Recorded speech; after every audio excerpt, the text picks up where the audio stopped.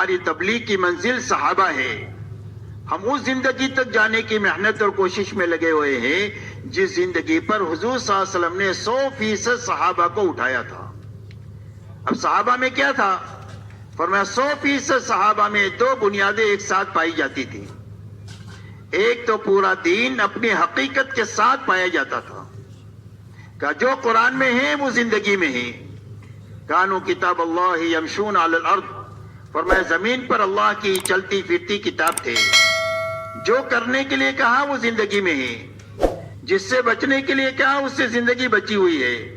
جن صفات سے متصف ہونے کے لیے اللہ نے قرآن میں فرمایا ہے اس صفات سے زندگی متصف ہے، اور جس صفات سے دور رہنے کا حکم دیا ہے ان صفات سے اپنی زندگی کو بچائے ہوئے ہے. وہ کتاب قرآن کا نمونہ تھے جو زمین پر چل پھر رہے تھے. ایک مرتبہ ایک غیر مسلم نے کہا کہ تمہارا قرآن کہاں ہے؟ تو ایک صحابی کی طرف اشارہ کر کے فرمایا ھذا کتاب اللہ یمشی علی الارض، فرمایا اللہ کی کتاب ہے جو زمین پر چل پھر رہی ہے.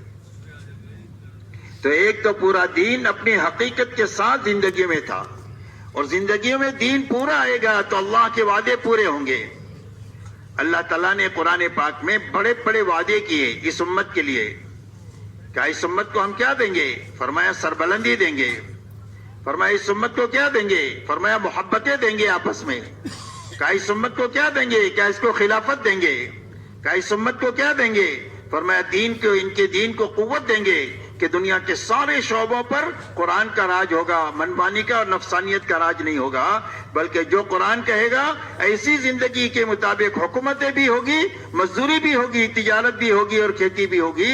ہر آدمی اپنی ذاتی زندگی میں اور اجتماعی زندگی میں قرآن کے حکموں کا پابند بن کر کے جیے گا. ایسی قوت ہم دین کو عطا فرمائیں گے اور ان کے خوف و ہراس کو امن سے بدل دیں گے. ان کے خوف و ہراس کو امن سے بدل دیں گے. دنیا کی زندگی کو پاکیزہ زندگی عطا فرما دیں گے اور آخرت جنت کی شکل میں ان کی بنا دیں گے، جس کے بعد کبھی وہاں سے یہ نکلنا نہیں چاہیں گے، کبھی وہاں سے ان کو نکالا نہیں جائے گا. اس لیے میرے محترم بزرگوں دوستو، ایک تو 100% صحابہ میں پورا دین اپنی حقیقت کے ساتھ پایا جاتا تھا. دوسری بات صحابہ میں یہ تھی کہ 100% صحابہ نے اپنی جان اور مال کو اللہ کے دین کے محنت کے تقاضوں کے مقابلے میں بے قیمت بنایا تھا کہ ہماری جان کی اور ہمارے مال کی کوئی بھی قیمت نہیں ہے اللہ کے مقابلے میں، اللہ کے حکم کے مقابلے میں، اور اللہ کے بھیجے ہوئے نبی کے طریقے کے مقابلے میں ہماری جان مال کی کوئی قیمت نہیں ہے.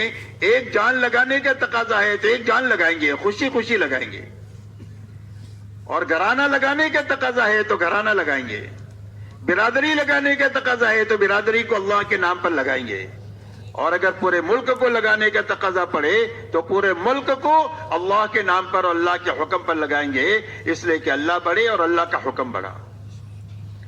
ایسا ہی ہمارا مال ہماری نگاہوں میں بے قیمت ہے. مسلمان کا مال تو بہت قیمتی ہے. اگر یہ نماز پڑھ رہا ہو اور کوئی چوری کر جائے تو حکم یہ ہے کہ اپنی نماز کو توڑ کر اپنے مال کو یہ بچا لے.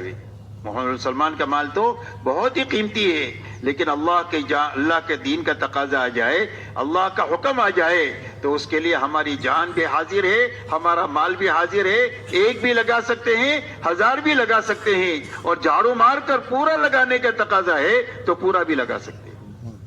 یہ دو باتیں 100% صحابہ میں تھی، اور دعوت کی محنت سے پوری امت پر محنت کر کے یہ دو بنیادیں امت میں زندہ کرنے کی محنت ہے.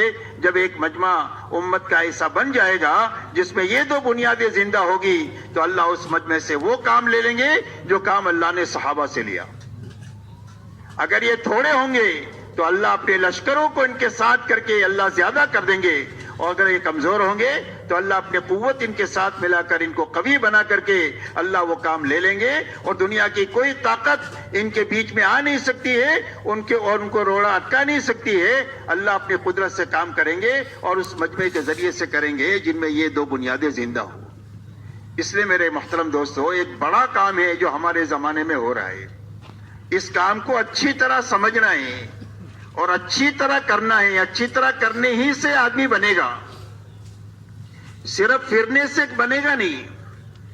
زمین میں گٹلی صحیح رکھنا یہ ہمارے ذمہ ہے. درخت اللہ بناتے ہیں، नुत्फे को सही जगह पहुंचाना ये इंसान के जिम्मे है, इंसान अल्लाह बनाते हैं। ऐसा ही तबलीग का एक काम है और उसकी बहुत सारी बुनियादें हैं, जिन बुनियादों के साथ ये तबलीग है। जब ये इन बुनियादों के साथ ये तबलीग होगी तो अल्लाह सबसे पहले इस मेहनत में लगने वाले को अल्लाह तौबा देंगे, पिछली जिंदगी पर नदामत अता फरमाएंगे और अगली जिंदगी में सही चलने का आज़्म और इरादा अता फरमाएंगे।